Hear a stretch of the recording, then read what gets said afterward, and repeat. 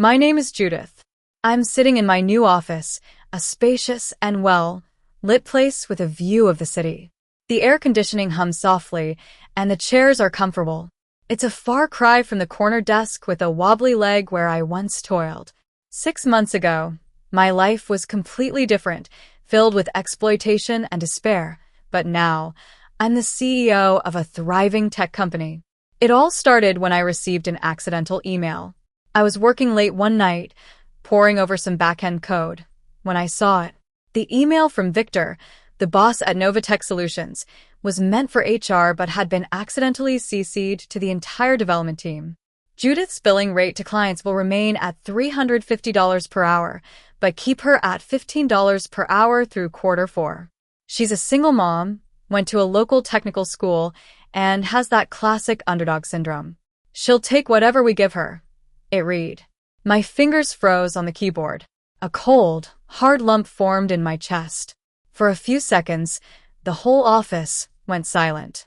Then, there was a flurry of activity as Victor tried to recall the email, and his office door slammed shut. I just sat there, staring at the screen, the lines of code blurring before my eyes. I came to Novatech with big dreams and a mountain of debt. I was a single mother to my 6-year-old son, Leo. He had a heart condition that required expensive medications and regular check-ups, so my insurance needs were non-negotiable. My ex-husband had left us for a younger woman, leaving behind only a note and sporadic child support payments. When I interviewed at Novatech, Victor sat in his huge leather chair, which probably cost more than my car. He told me they were taking a chance on me. My coding skills were promising but raw. He offered me $15 an hour as a junior developer, promising a review in 6 months. We're a family here at Novatech, he said, showing me pictures of company retreats that I later found out were only for senior staff. We invest in people who invest in us. I believed him because I had no other choice. Leo's medications cost $1,800 a month, and our landlord had just increased the rent. On my first day, I was placed at a corner desk next to the noisy printer. My computer was an ancient model that took ages to boot up. My training consisted of being handed a stack of outdated manuals and told to figure things out on my own. But I was determined. I stayed late every night, learning Novatech's glitchy systems. I rebuilt components that no one else wanted to touch and streamlined processes that were decades old. Within 3 months, clients were specifically asking for me on their projects. You have a real knack for explaining complex things, they'd say. No one has ever made this so clear. What I didn't know then was that Novatech was billing them $350 an hour for my work, while I was still stuck at $15. The promised 6-month review never happened. When I finally gathered the courage to ask about it, Victor looked annoyed. We're tightening our belts, Judith. The economy is tough, you know, he said, not even looking up from his phone. Maybe next quarter. That same day, I overheard him booking a luxury villa for his winter vacation. I started bringing my lunch from home to save money. I couldn't stand watching the executives order $300 sushi platters for their meetings while I rationed Leo's snacks to make them last the week.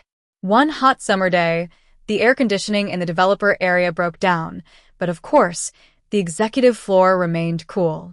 I was debugging a critical client issue, racing against a deadline that no one had bothered to tell me about until that morning. Victor strolled in at 11:30, fresh from a round of golf. How's that Orion project coming? They're our biggest client. We can't afford any mistakes, he asked, looking right through me. Almost done, I said, not mentioning that I'd been there since 4 a.m. Just fixing the payment processing integration.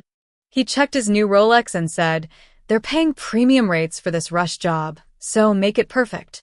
Something made me ask, what does Orion pay for rush development work? His eyes narrowed, but he answered casually, corporate rate is $3.50 per hour. I mean, $350 per hour. For your work. You're $15 an hour labor. That night, after tucking Leo into his bed in our tiny one-bedroom apartment, I opened my old laptop. I started to build an alternative to Novatech's platform. I named it Celestial, a client portal system so intuitive and elegant that Novateka's platform would look like a relic. I named my company Starlight Digital. Just seeing the name on the registration documents made me feel a sense of power I hadn't felt in years. During the day, I kept my head down at Novatek. I smiled when Victor complained about budget constraints while wearing a new designer suit.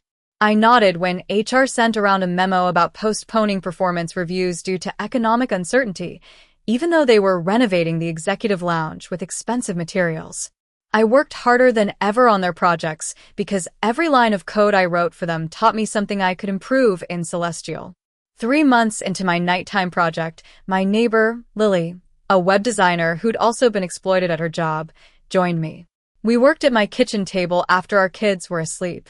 She designed the beautiful interface that would make my powerful backend shine. "They'll never see it coming," she whispered one night as we high-fived after a breakthrough. "They think people like us are just grateful for the scraps." By the 4th month, I had a working prototype. By the 5th month, I'd secured a small business loan. The loan officer was impressed, saying, "This is the most innovative bootstrap project I've seen in a long time." I used some of the money to consult a lawyer about my Novatek contract. It turned out they'd used an outdated template that didn't include a non-compete clause or any language about intellectual property developed on my own time. At work, things got worse. Victor hired his nephew, a college dropout, as a development consultant at $90 an hour, even though he didn't know the basics of coding.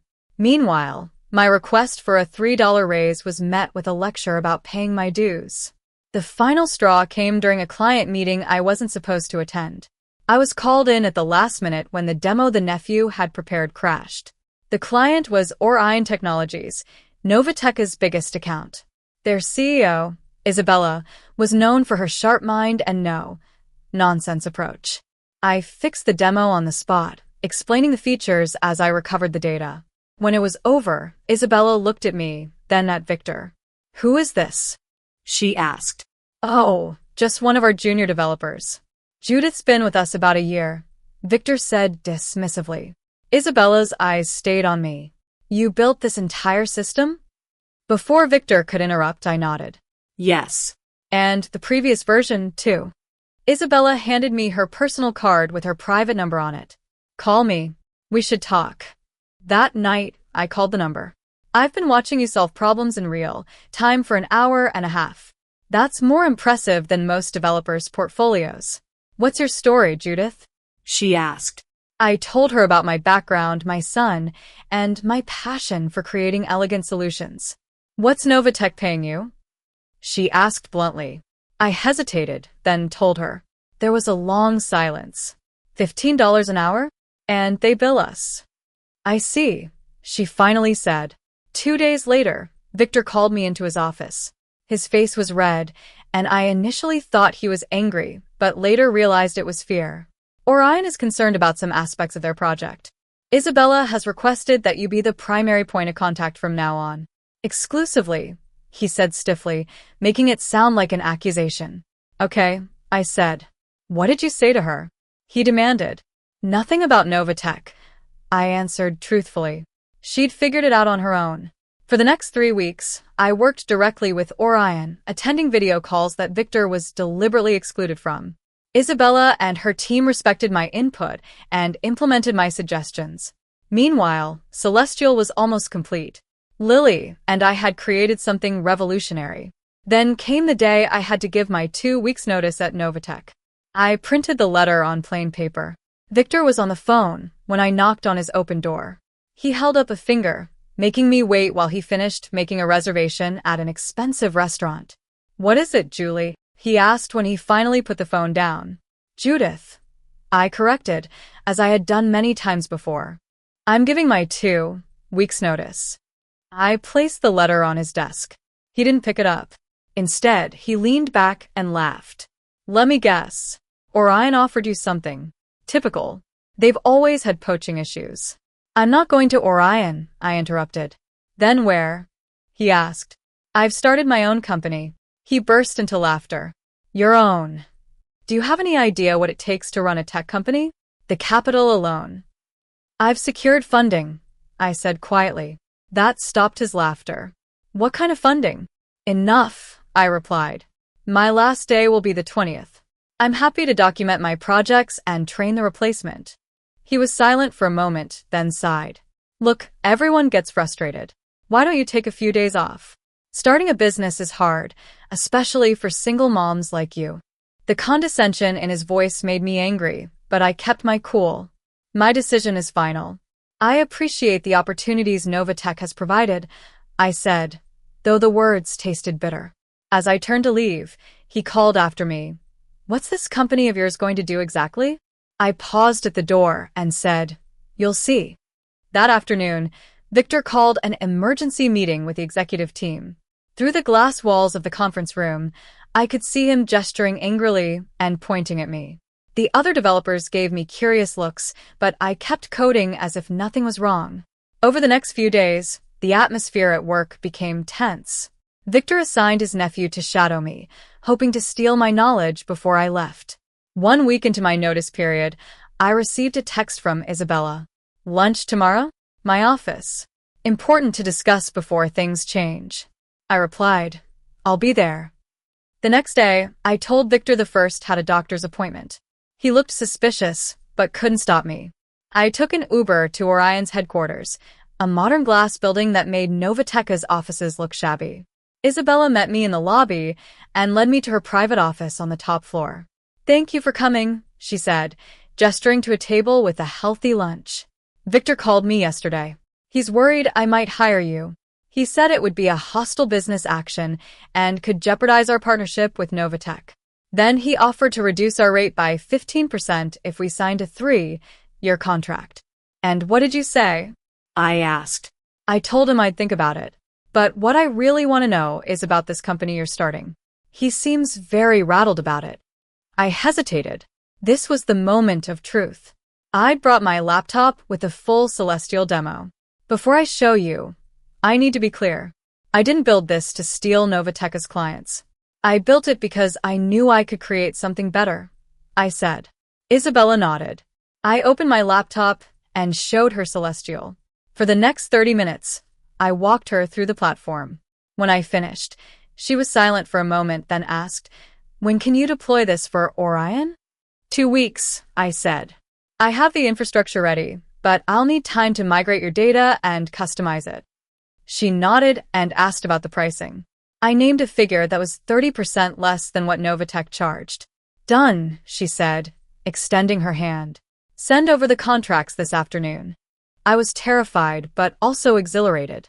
Don't you need to discuss this with your board? Your IT department? I asked. She smiled. I'm the CEO. I make the technology decisions. And I want to work with you. As we finished lunch, she said, Orion represents about 40% of Novatech's annual revenue. When Victor realizes you've taken us with you, he'll try to destroy me, I said simply. Yes, she agreed. Are you prepared for that?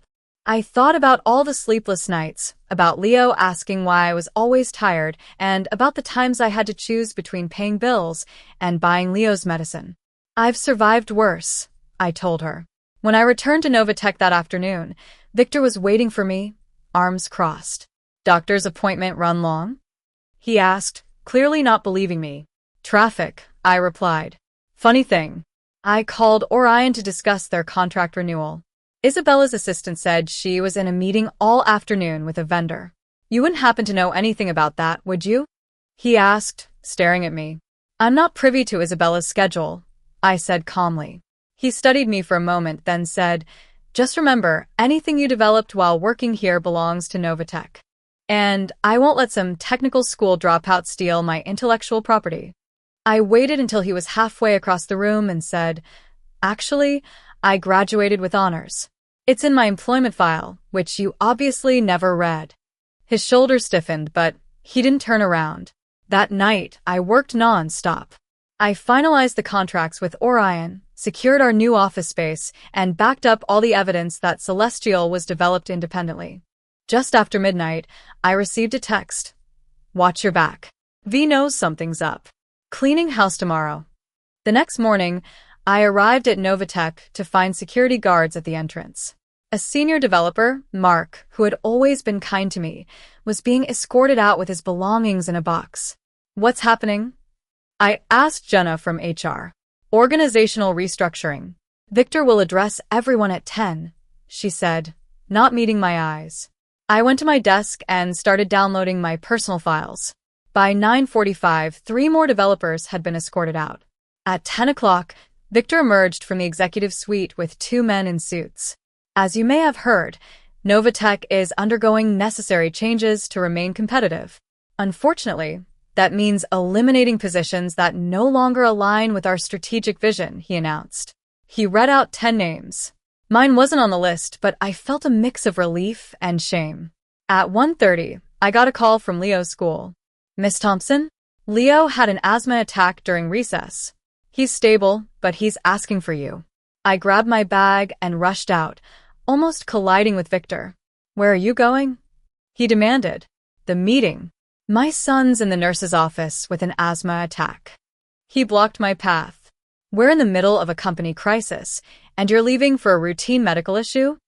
I looked at him and saw the small, insecure man he really was. Move, I said quietly. Excuse me? He blinked, not used to being challenged. My son can't breathe. Move. For a moment, I thought he might stop me, but he stepped aside. Don't bother coming back, he called after me. At the school, I found Leo in the nurse's office. His breathing was stable, but he was scared. I got scared, Mommy, he whispered. I know, baby. But I'm here now, I said, holding him. The nurse said, I tried your work number first, but they said you were no longer employed there. Ice ran through my veins. It had happened even as I was leaving. I signed Leo out and took him home. While he napped, I made calls. I told my lawyer, my small team, and Isabella what had happened. Are you all right? Isabella asked. Yes, I said, surprisingly realizing that I was. But we need to move faster. Can your IT team be available tomorrow? They'll be ready, she promised. And Judith, my offer to invest in Starlight Digital still stands. I mean it about supporting women entrepreneurs. I was touched. Thank you, I managed to say. That evening, my phone was flooded with messages from Novatech employees. Word had spread about my departure and Victor's meltdown. He completely lost it, texted a developer I'd trained. He's planning to sue you for stealing their technology, another one warned. I had protected myself. My lawyer had ensured that all the documentation showed Celestial was developed on my own time. But I knew Victor wouldn't give up easily.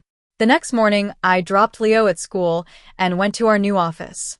Lily was already there, setting up workstations for the 2 other developers we'd hired, both former Novatech employees. Ready for this? She asked, handing me a coffee and a mug that said, Boss Lady.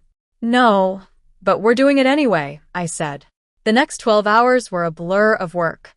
We migrated Orion's system to Celestial, troubleshooting in real time. By midnight, it was done. Orion was officially running on our platform. The next morning, I got a call from Daniel, a representative from Galaxy Capital. Elise Isabella suggested I call you. We're interested in investing in Starlight Digital, he said. I was shocked.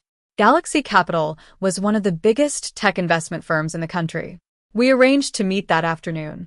As I was preparing, my lawyer called. Novatech just filed a lawsuit. They're alleging theft of trade secrets and breach of contract. I was expecting it, but it still hit hard. When I arrived at Galaxy Capital, I was surprised to find Isabella there, along with representatives from some of Novatech's clients. For the next 2 hours, I demonstrated Celestial. By the end of the meeting, 2 companies had scheduled migrations to Celestial, and Galaxy Capital offered investment terms that were beyond my wildest dreams. A major tech publication also wanted to interview me. As we were leaving,